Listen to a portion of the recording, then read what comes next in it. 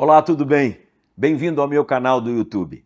Meu desejo é que cada mensagem aqui deste canal sirva de edificação e bênção para a sua vida. Aliás, não só para a sua vida, mas de muitas outras pessoas que você pode influenciar, enviando as mensagens e também a dica aqui do canal. Você pode começar fazendo a sua inscrição. Também clique em notificações e acione o sininho. Com isso, todas as vezes que tiver um conteúdo novo aqui no canal, você será imediatamente notificado.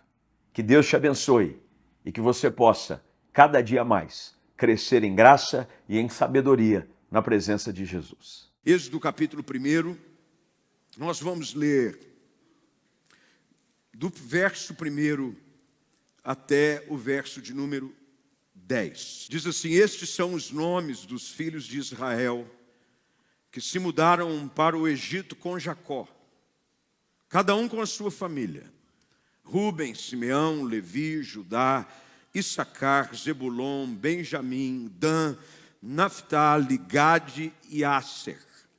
Ao todo desceram ao Egito 70 descendentes de Jacó, incluindo José, que já estava lá. Com o tempo, José e os seus irmãos morreram, e toda aquela geração chegou ao fim. Mas os seus descendentes, os israelitas, tiveram muitos filhos e netos. Multiplicaram-se tanto que se fortaleceram e encheram a terra. Por fim, subiu ao poder do Egito um novo rei, que não sabia coisa alguma sobre José. O rei disse ao seu povo: vejam, agora o povo de Israel é mais numeroso e mais forte que nós. Precisamos tramar um plano para evitar que se tornem ainda mais numerosos. Se não o fizermos e houver guerra, eles se unirão aos nossos inimigos e lutarão contra nós e depois fugirão dessa terra. Eles se unirão e depois fugirão. Eu não sei você, mas eu, durante a caminhada da vida, eu já estou caminhando. Ontem eu conversava com a minha esposa, que a idade vai avançando, e você começa a fazer uma reflexão de que você tem mais passado do que futuro. Ela disse assim: cruz credo. Não, mas no sentido de tempo. A média de vida de uma pessoa no Brasil saudável, agora 76, 78. Óbvio que isso não é decreto. Tem pessoas que vivem muito mais. Mas o fato é de que quando você vive mais do que meio século, que é o que eu já vivi, você começa a fazer as contas. E você diz: muito bem, eu acho que o tempo está acabando. E a gente começa a fazer uma análise sobre momentos da vida, fases, situações que vivemos, coisas que Deus fez, mas também olhando para frente na perspectiva daquilo que Deus ainda vai fazer. O fato de você fazer uma análise fria sobre a realidade da sua vida quanto ao que passou, não quer dizer que coisas boas ainda não possam acontecer. Você tem que crer nisso. E esse é um momento extremamente importante na história daquilo que Deus estava cumprindo como promessa, que aconteceu lá no livro do Gênesis, capítulo 12, sobre a vida de um homem chamado Abraão. Ele disse que ele faria dele uma grande nação. E coisas foram acontecendo. Abraão tem o cumprimento da promessa de que ele teria um filho, o filho dele nasce, e o filho dele tem, então, filhos gêmeos, um cria confusão com o outro, e a promessa vem sobre Jacó, e Jacó tem os seus filhos. Dentre os filhos de Jacó, um tem o cumprimento de uma promessa que seria elevado a uma função de destaque num outro povo, o povo do Egito, que era José. E José é um instrumento de Deus para resgate do seu povo. José é um tipo de Cristo na Bíblia. Quando você estuda tipologia bíblica, há alguns personagens, heróis bíblicos que fazem menção a um tipo de Cristo, alguém que vai à frente, que resgata, que prepara o caminho. E José é esse que vai e assume a responsabilidade de ser governador do Egito, e quando vem a fome de 7 anos sobre a terra, José traz consigo seu pai, os seus irmãos e os seus familiares. Não era muita gente, 70. Número também com muita simbologia na Bíblia. Esse grupo vai, Jacó com os seus filhos, e entre os 70 já contava José e a sua família que estavam lá. A Bíblia é clara em dizer isso. E você vai vendo as estações, o cumprimento, as fases daquilo que Deus permite acontecer e vai realizando na vida da descendência de Abraão. Bem, o tempo passa e José já não está mais como governador do Egito. Jacó já não existe, muito menos os seus outros filhos. E sobe ao trono do Egito um novo rei, um novo faraó. E ele já não sabia nada dessa história, do acordo que havia sido feito entre o faraó da época de José com a família de José. E a descendência de Jacó, ela se multiplica, ela se torna numerosa a ponto de ser maior do que os egípcios. É o que a Bíblia nos leva a entender. A preocupação de Faraó é de que o número dos descendentes de Jacó era maior. Ele disse, olha, nós precisamos frear isso. Nós estamos com um grupo de pessoas que, se eles se juntarem aos nossos inimigos, nós vamos perder essa guerra. E o detalhe aqui nesse texto, que nós precisamos olhar com bastante atenção, é sobre a palavra que a Bíblia nos traz de que esse faraó, ele já não sabia nada sobre José. Nada.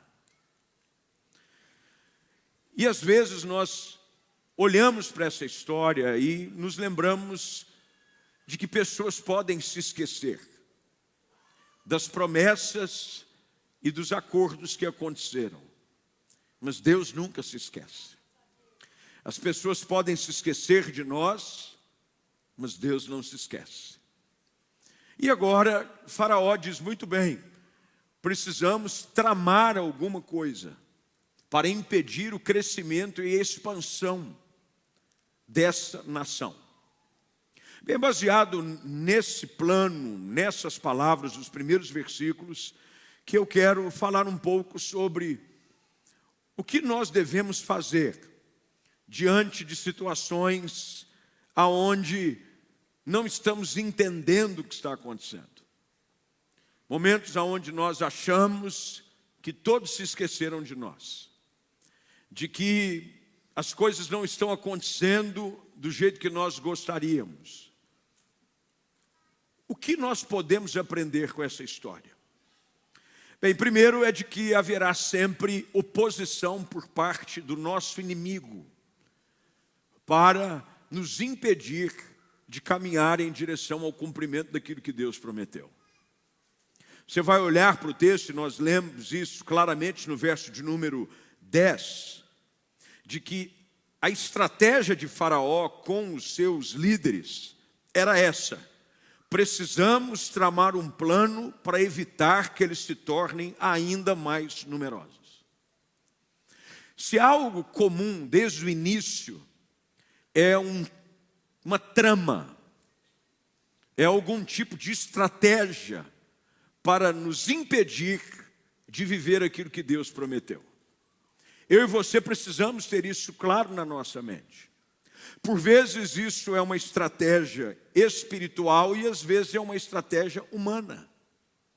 Há pessoas que não nos querem ver viver aquilo que Deus prometeu que faria.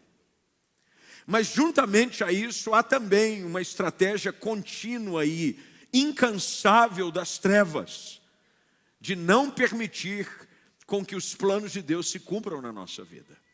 E isso eu e você precisamos ter consciência. É importante que você saiba que haverá sempre oposição.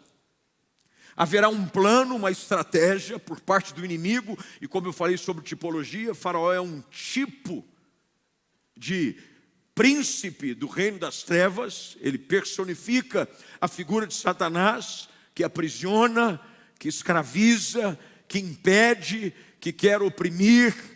E Faraó vem claramente expor o seu plano. Nós precisamos tramar algo. Sempre haverá algumas tramas, alguns planos, estratégias no mundo espiritual para te fazer impedir de avançar.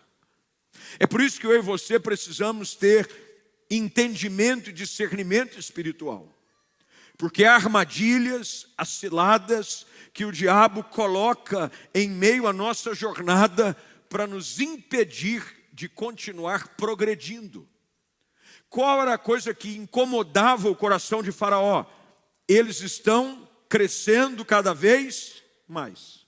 E o diabo não quer te ver crescer. O diabo não quer te ver prosperar. O diabo não quer te ver cada vez mais abençoado. Ele quer ver você desanimando. E ele vai criar situações. O salmista, e Davi escreve isso no Salmo de número 41, tem 2 versículos no Salmo de número 41 que corroboram com essa mesma interpretação desse texto. Davi escreve assim: todos os que me odeiam se reúnem e ficam cochichando, pensando o pior a respeito de mim.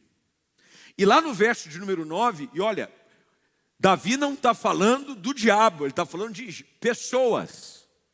E olha o que ele diz no verso 9 do mesmo Salmo 41. Ele diz: até o meu amigo íntimo, em quem eu confiava, que comia do meu pão, levantou contra mim o seu calcanhar. Quer dizer, virou as costas para mim. Levantar o calcanhar nada mais é do que virar as costas e caminhar em outra direção. Te abandonou. Sempre haverá tramas do homem e tramas do inferno para tentar te impedir de viver o plano de Deus. No meio disso tudo, o que pode acontecer? Bem, o pior que pode acontecer é de você cair na cilada do diabo. Como é que a gente cai na cilada do diabo? Bem, a gente desiste. A gente murmura, nos rebelamos, desistimos dos sonhos, dos projetos, porque o diabo ele não pode te fazer parar, mas ele pode te convencer a parar. Ninguém pode impedir você de continuar, senão você mesmo.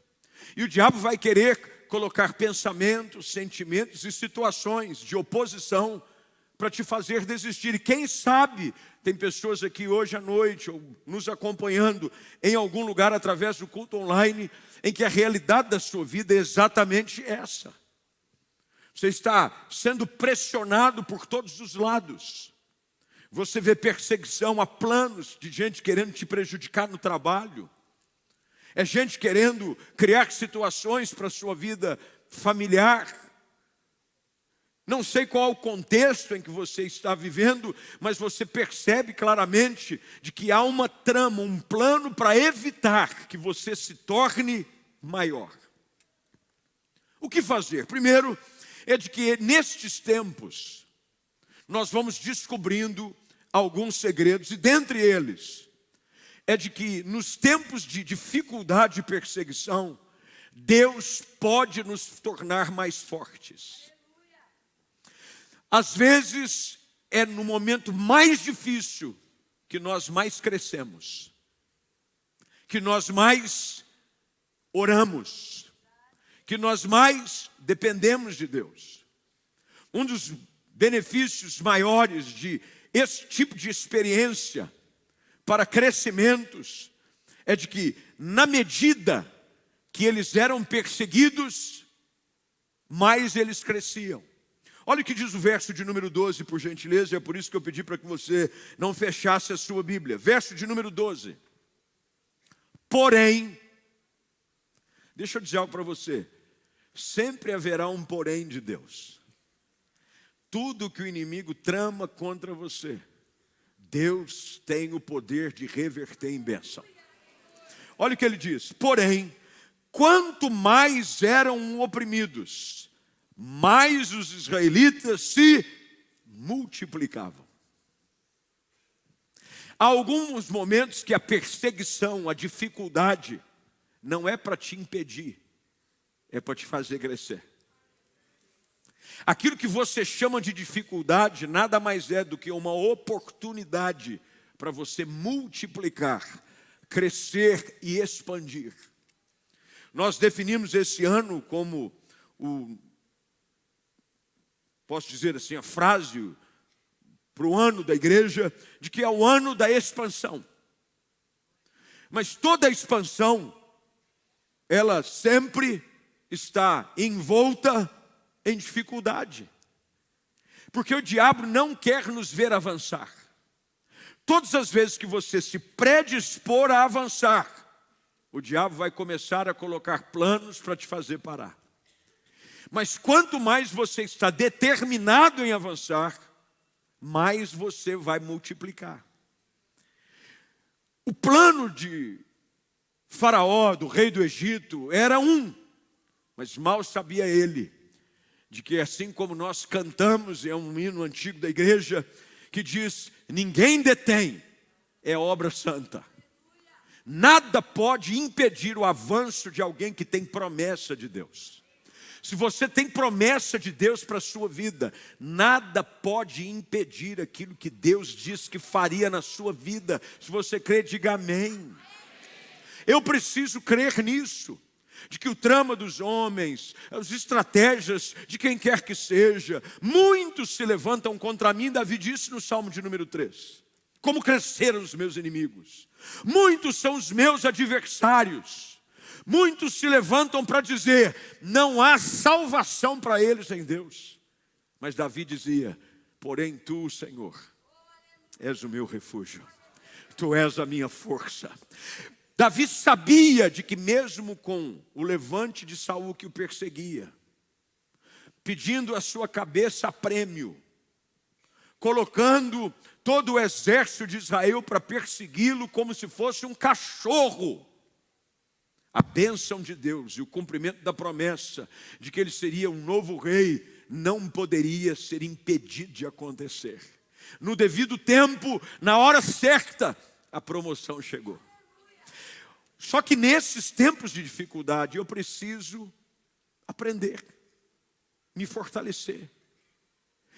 Nós não sabemos, porque a Bíblia não traz detalhes sobre qual foi a estratégia, mas a gente sabe que eles nomearam capatazes, verso de número 11, para dirigir o trabalho do povo sob opressão, ameaça, peso, gerando situações para te desanimar. Escuta aqui o que eu vou te dizer, por favor, presta atenção. A estratégia do inimigo da nossa alma continua sendo a mesma. Ele vai querer gerar na nossa vida opressão. Opressão é diferente de possessão. Possessão é uma ação maligna que acontece dentro da pessoa. Opressão é uma ação maligna no entorno. Há uma série de opressões que vêm. Nós somos oprimidos diariamente por uma série de ações espirituais. Há uma luta para um culto desse acontecer. Você vem pregar as situações que acontecem. Há um levante das trevas para que a igreja do Senhor não continue crescendo, se multiplicando, saqueando o inferno. Sempre haverá nomeação. Veja o que o texto diz, queridos, isso aqui é uma revelação da parte de Deus para abrir os nossos olhos. O diabo sempre vai colocar e nomear capatazes, a demônios, a espíritos malignos que recebem ordem específica sobre a nossa vida. Isso não é para te assustar, é só para te alertar.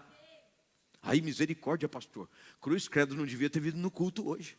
O senhor está dizendo que o diabo tem o meu nome, está na lista negra? Tá. A verdade é essa. E se não está, é que você deveria ficar preocupado. Porque se seu nome não está na lista negra, quer dizer que você está na lista dos amigos do diabo. Ela é pior do que estar na lista negra dele. Então é melhor você estar na lista negra do diabo, porque se seu nome está na lista negra do diabo, quer dizer que teu nome está no livro da vida. Uma coisa elimina a outra. Se o seu nome não está no livro da vida, seu nome não está na lista negra do diabo.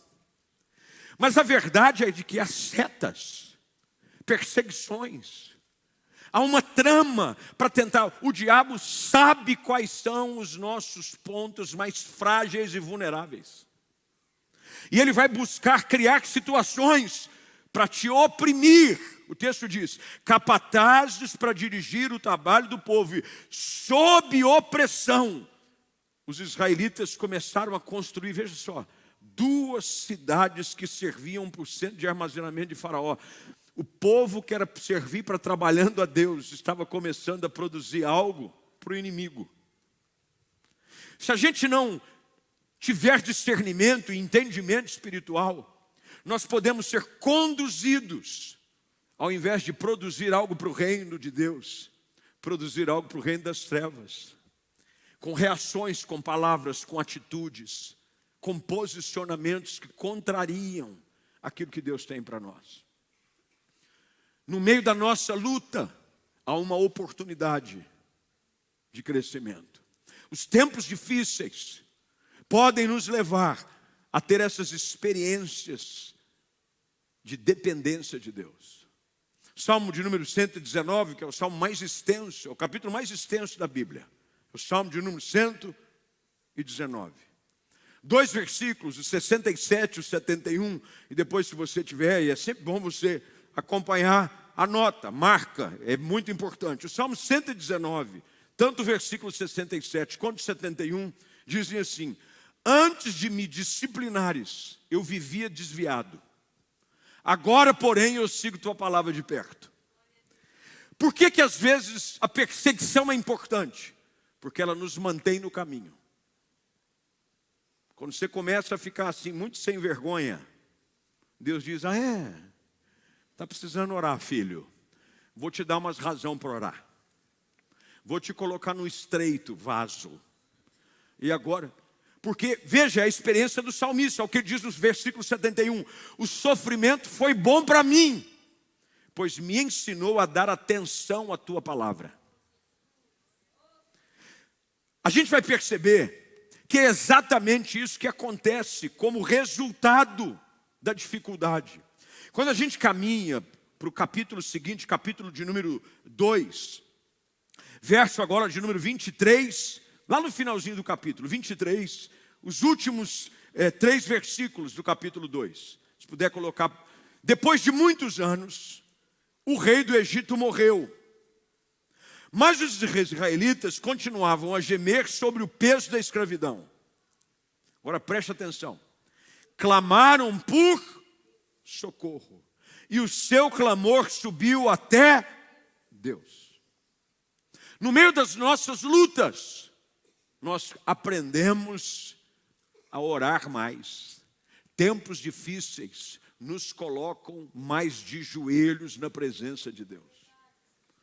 Eu não preciso de revelação para saber se uma ou outra pessoa está passando por tempo difícil. É só você acompanhar a frequência que ele tem agora em culto na igreja. Normalmente, se a pessoa não perde um culto, ele está passando o estreito. Pode ter certeza. Todo culto, de manhã à noite, culto de mulher, culto de homem, culto do surdo e mudo, ele vem também. Qualquer culto que tiver, eu venho. Estou precisando, pastor, estou agarrado. Olha, estou numa situação, estou precisando de oração. Ele assiste mensagem no YouTube, ele coloca a lista de Spotify de mensagem o dia inteiro. Ele ora de madrugada, de manhã, ele ouve. Porque os tempos difíceis nos levam para a presença de Deus mais rápido. Por que é importante nos tempos difíceis irmos para a presença de Deus? Porque nós vamos aprender de que o nosso socorro, a nossa provisão, o nosso cuidado não depende da ação dos homens. E Deus vai começando a trazer paz ao nosso coração enquanto nós oramos em meio à nossa aflição. Os tempos difíceis os levaram a clamar por socorro. Mas os tempos difíceis também geravam na vida deles um testemunho impactante para contar. Tem muita gente que diz assim: eu fico impressionado com o testemunho de vida daquela pessoa. Você gosta do testemunho dela, mas não gosta da experiência que ela passou. Pastor, olha, tem uma pessoa que eu conheço, que história linda, que experiência poderosa ele teve com Deus.